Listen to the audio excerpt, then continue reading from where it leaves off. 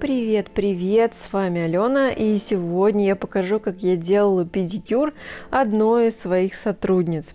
Дело в том, что эта девушка очень сильно любит бегать, у нее практически ежедневные тренировки, и она постоянно в спорте, и немножко пошли по боку у нас ноготочки при таком раскладе.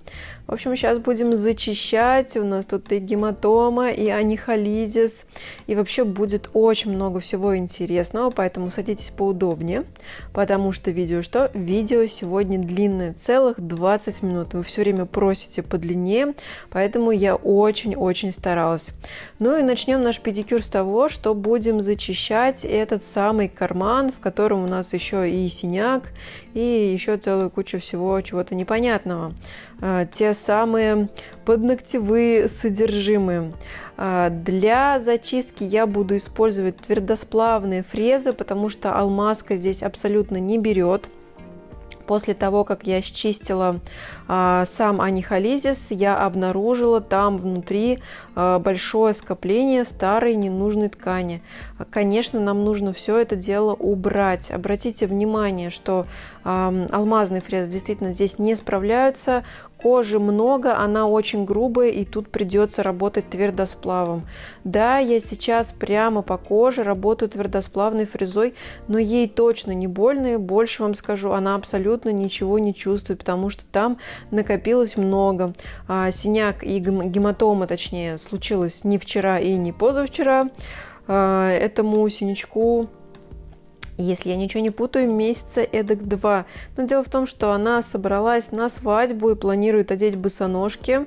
И ходить в таком виде, конечно же, не представляется возможности. Поэтому, о ужас, мы будем еще и протезировать этот ноготь для того, чтобы покрыть гель-лаком. Вот такой вот сегодня странный расклад. Хочу сразу отметить, что я не призываю к покрытию, наращиванию таких ногтей и так далее.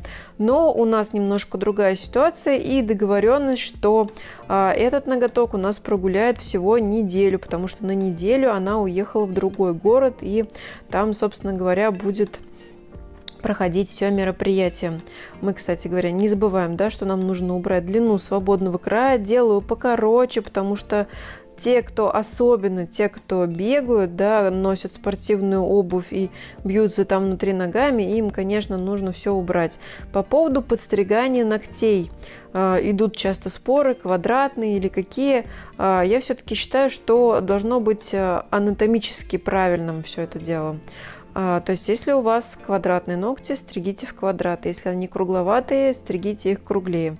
Вот мы постригли так, как они у нас растут, чтобы никакие уголочки нигде не торчали, чтобы они не впивались в соседние пальцы или куда-то там в обувь.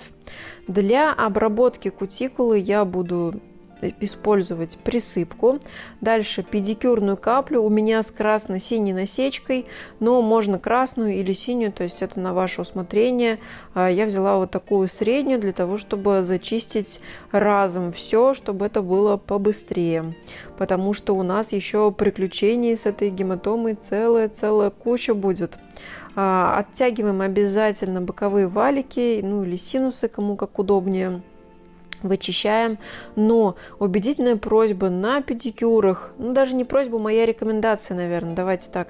Я считаю, что фрезой прям очень сильно глубоко заходить не нужно на педикюре. Во-первых, я за покрытие все-таки в стык, а не куда-нибудь там под локоть или под пятку, да, как это может быть на педикюре, потому что все вот эти манипуляции, которые мы производим с кожей на ногах или на руках, они, мягко говоря, неестественные. То есть кутикула, она ведь все-таки защищает наш ноготь, да, от входа инфекции и прочее. И когда мы ее сильно и истошно поднимаем, на самом деле это не есть хорошо. И всегда присутствует микротравмирование, хотим мы того или нет, даже если не пошла кровь, всегда будет. Поэтому будьте осторожны, сильно и далеко залезая, ведь ноги могут вспотеть, а еще эти же ноги залезут в ту же обувь, в которой они пришли, и, возможно, она... Да невозможно, на 100% не свежа, в ней сегодня как минимум ходили. Вот такой расклад. Сейчас я, кстати говоря, тестирую ремувер, взяла у Гратола, у них там целая линейка вышла, и я взяла попробовать. Слушайте, по мне чуток жидковат. Не знаю, почему производители так сделали. Я отправила им запрос, спросила я, потому что думала, что он будет такой более гелевый, а он как водичка. Возникли сложности с тем, что он просто растекался, но зато работает он очень даже неплохо. Обычно я в такой технике вообще не работаю, я предпочитаю по-сухому, но многие делают так, я вижу видео и думаю, что бы не попробовать, чем я хуже. То есть все сводится к тому, что мы прочистили фрезой, и теперь перед срезом мы проходимся либо апельсиновой палочкой, либо пушером, как у меня, с топориком, вот с таким удобным. Все это дело счищаем и не забываем про нейтрализатор. А вот теперь причина, собственно говоря, возникновения синячка. То есть пальчики в обуви лежат неудобно, и второй палец заходит на первый. У меня тут смертельный номер, это педикюр ножницами, такое тоже бывает. Просто я вроде как обещала ножницы, и вот я их показываю, ими тоже можно работать. Единственный нюанс, ножницы нужно выбирать относительно размера вашей руки. Вот у меня ладошка побольше, чем стандартная, я вообще вся покрупнее, я достаточно высокая и крупная, и пальцы у меня тоже длинные, соответственно, вот такие махонькие ножнички, просто, я на них не помещаюсь, то есть, по идее, указательный пальчик должен ложиться на гвоздик для упора, а у меня из-за длины ногтя он туда не влез, но, тем не менее, я сделала срез. Я упорная и всегда срезаю так или иначе. Я даже тупым инструментом могу срезать. У меня недавно был такой казус. Кусачки затупились, но я решила, что не буду вставать и брать другой набор, а зашлифую все это фрезой. И, в общем-то, я справилась. Вот такой, кстати, фрезой я шлифовала. Она называется «Бутон». Мне очень нравится. Наверное, даже больше, чем шар. Хотя всякое может быть. Может и шар попасться в работу, поэтому буду работать тем, что есть. Также не забываем подпилить свободный край. Я подпиливаю таким полукругом, немножко овальной формой, но это не значит, что я сношу углы, то есть линия улыбки, условно говоря, у нас кругленькая, уголочки я все равно не трогаю, там обязательно нужно пройтись кюреткой, все вычистить, лишнее достать. Вот сейчас мы с вами обрабатываем большой пальчик. Я напомню, я стараюсь убрать длину максимально в 0, чтобы в кроссовках ничего нигде не билось. И в процессе работы я у нее спрашивала, не хочет ли она сделать перерыв в своих забегах перед тем, как уехать на свадьбу. Она сказала категорическое нет, а я понимала, что нужно что-то с этим делать, потому что если она пойдет бегать в кроссовках на то, что я зачистила, то есть на лысой ложе, ничего хорошего не будет. Поэтому смотрим дальше. Я нашла своеобразный выход из ситуации, будем протезировать. Теперь вторая нога. Тут у нас синяки уже на 2 пальцах. Так получилось, что на этой ножке давление приходится иначе. Точнее, синяк у нас на 2, а на 1 пальце у нее анихолизис. Обратите внимание на то, что 2 палец, он сильно, не сильно, он умеренно длиннее, и обувь, скорее всего, выбирается здесь по 1 пальцу. Конечно, проконсультировала, попросила обратить внимание, а то, что обувь была не по размеру, это видно невооруженным глазом, потому что есть небольшая деформация 2 пальца. И точно так же, как на 1 ноге, у нас здесь 2 пальчик, на 1 давит, и получается этот самый анихолизис. Тут тоже будем все зачищать, также будем протезировать, потому что нам нужно покрывать. Хочу сразу сказать, если у вас есть клиенты, которые говорят, типа, мне на море, давай я съезжу, давай сделаем. Тут вот я очень не советую протезировать, потому что на море она уедет, у нее недели 2-3 там будет по песку, там в тине, где-то в море, в общем, непонятно что, постоянно мокро, вот там реально что-то может завестись. А при условии, что клиент там, неделю, 5 дней, еще можно как-то договориться, но только если он точно придет, а не как обычно это будет сделано, она такая через 2 месяца пришла к тебе и принесла тебе там всю таблицу Менделеева или даже что-то еще новенькое. Поэтому делайте такие вещи, если уверены в своих клиентах, если точно знаете. А эта мадам от меня точно не уйдет, потому что она приедет и придет на работу, и я ее по-любому словлю. Как всегда, используем присыпку. Объясняю, присыпка нужна для того, чтобы что? Подсушить ноготок, и чтобы, точнее не ноготок, а кожу, и чтобы фреза у нас не забивалась. Я очень сильно не люблю забитые фрезы, и мне не нравится их чистить об бафик. Да, это лайфхак, его используют, но я не люблю вот этот звук, когда фреза входит в баф. Ну, не знаю, какая-то у меня такая вот непереносимость этого звука. Может быть, еще у кого-то есть такие сложности, может быть, я не одна такая, но пока я не слышала, что кто-то так же болезненно на это реагирует. Поэтому мне подходит лайфхак с присыпочкой. И я работаю на сухих, на влажных, на любых руках именно с присыпкой. Мне прям нравится. И потом, когда посыпешь, очень хорошо видно, где нужно сработать, где есть птеригий, где есть кутикула для среза и прочие наши вкусности маникюрные. То есть я как-то уже адаптировалась. И вообще, если у меня на столе нет присыпки, у меня чуть ли не паника начинается, я начинаю бегать ее искать. А так исторически сложилось, что в салоне, энное количество этих банок с присыпкой, сколько-то, потому что не все работают, и ее все постоянно ищут. Причем сколько бы мы ее ни покупали, она все равно то ли теряется, то ли кончается. В общем, даже не знаю. Наверное, надо, не знаю, может быть, именные присыпки сделать, чтобы они не терялись. Но мою постоянно кто-то уводит. А мы тем временем уже приступаем к зачистке большого пальца. Также истончаю ногтевую пластину с помощью твердосплавной фрезы. Ноготок становится тоненьким, и за счет этого его очень-очень легко срезать. А еще у меня тут появилась нездоровая тенденция, я прям все чаще и чаще начинаю использовать кутикульные кусачки для состригания ногтей.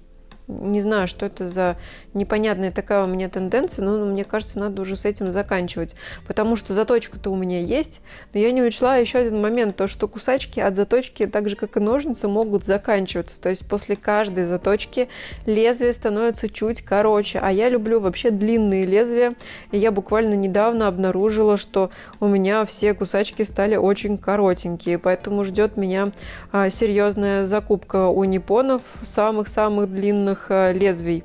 По-моему, там 12 или 14 у них размер. Короче, буду их закупать, потому что мои банально закончились. Вот такая вот неприятность. Но, тем не менее, я не хочу себе отказывать в комфорте выстригания вот таких труднодоступных мест с помощью кусачек. Я себя успокаиваю тем, что у меня ноготь истончен очень-очень сильно с помощью фрезы твердосплавной.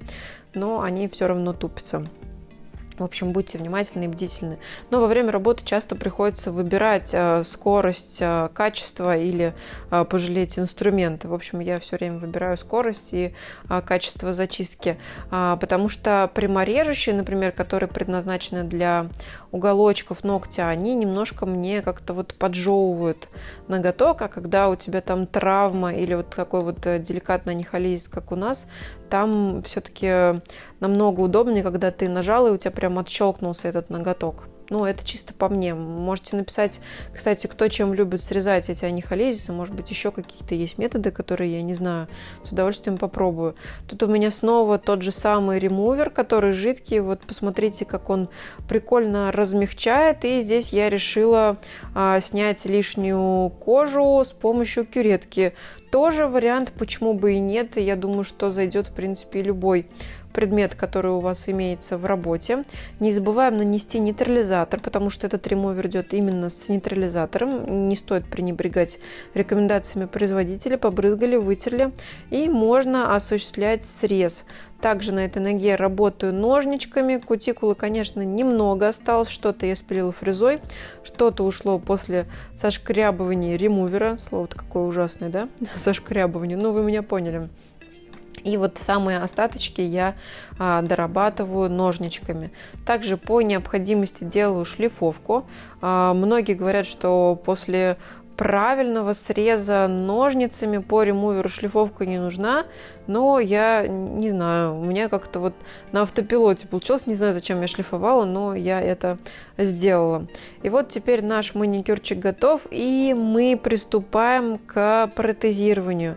Гель у меня будет непростой, это специальный гель, который мы уже, по-моему, несколько лет в салоне используем, он вот так называется, Recovery гель от торговой марки Impulse. Я знаю, что сейчас начнется миллион вопросов, где его купить, поэтому я сразу дам ссылку.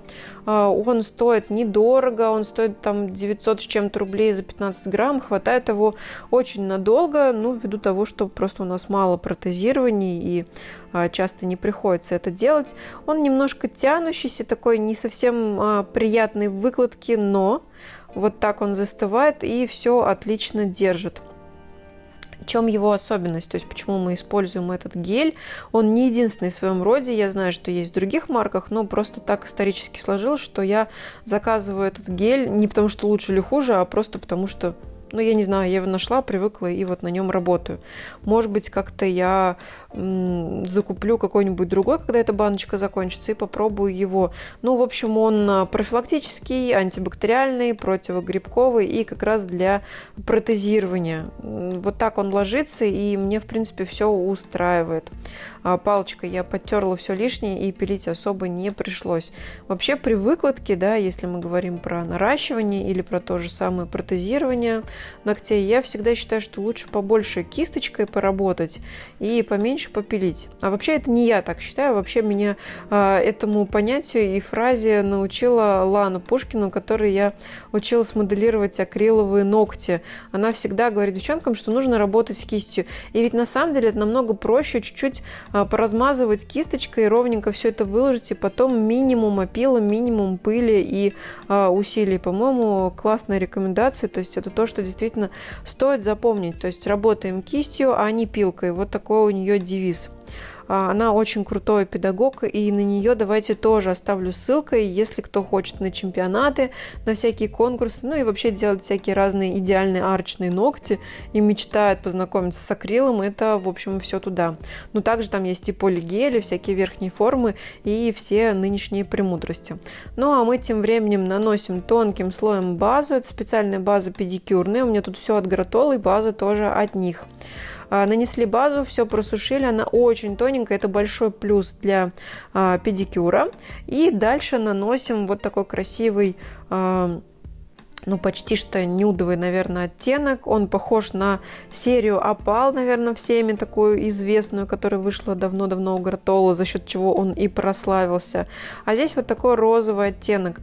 Чуть-чуть просвечивает наш синячок, но, по-моему, по сравнению с тем, что было, это вообще прям круто. Просто даже ближе к вау-эффекту, я считаю, потому что смотрится очень эстетично, красиво поблескивает и не сильно привлекает внимание. А теперь, я думаю, что вы догадались, я буду делать то, о чем меня давно просят. Вы постоянно говорите, почему волосатые ноги. Мы нашли целых 2 или 3 волоса на этих пальцах и решили, что мы сделаем здесь депиляцию. Я не мастер депиляции, но мне очень нравится воск, и сама я хожу на него, и, в принципе, знаю, что нужно присыпать присыпкой, намазать эту штуку и содрать. В общем, все 1,5 волоса у нас содраны. Вот здесь осталось еще немножечко, поэтому дамажем. Хочу сказать, что процедура достаточно прикольная. Мне прям понравилось. Я, наверное, буду это практиковать. Но оговорюсь сразу, что если мы работаем с проблемными какими-то ногами и делаем там зачистки на воспаление или что-то еще, там, ей-богу, не до волос. Тут, да, мы немножко углубились в эстетику и даже нарушили некоторые правила, но я про протезирование, поэтому решили, что еще и волосы обдерем. Но драть волосню – это прям круто. Я даже завидую мастерам по депиляции. Мне всегда прикольно вот так рассматривать, как эти волоски там утонули. В общем, педикюр мы сделали, все выполнили, волосы содрали. И остается самая последняя деталь – это обработать пяточки. Прохожусь на сухую, так как особо здесь пилить нечего, буквально вот немножко на больших пальцах. Проходимся дисками. У меня Атис абразив стандартный 180, диаметр 19, я знаю, что вы спросите. И дальше мы возьмем бафик и вот такой вот воск для полировки и попробуем заполировать сегодня не по маслу, а по воску. Берем воск, разогреваем его немножко на ладошке и втираем в ногу, и дальше будем делать полировку. Хочу сказать сразу, что снимать чертовски неудобно эти пододиски, потому что для правильной постановки нужно, чтобы рука была прям в камеру. В общем, надо как-то еще подумать, как это можно показывать, но смысл заключается в следующем: то, что по нанесенному воску или маслу, ну или любому вашему препарату увлажняющему, кто-то, кстати, шлифует по водичке, а кто-то даже по антисептику. В общем, проходимся бафом и получаем хорошую гладкую ножку, и наш финальный результат выглядит вот так. Что-то я как-то криво сняла, но я думаю, вы поняли, получилась какая-то красота несусветная по сравнению с тем, что было, просто вау-вау. Ну а с вами была Алена, всем большое спасибо за просмотр, пока-пока и до новых встреч!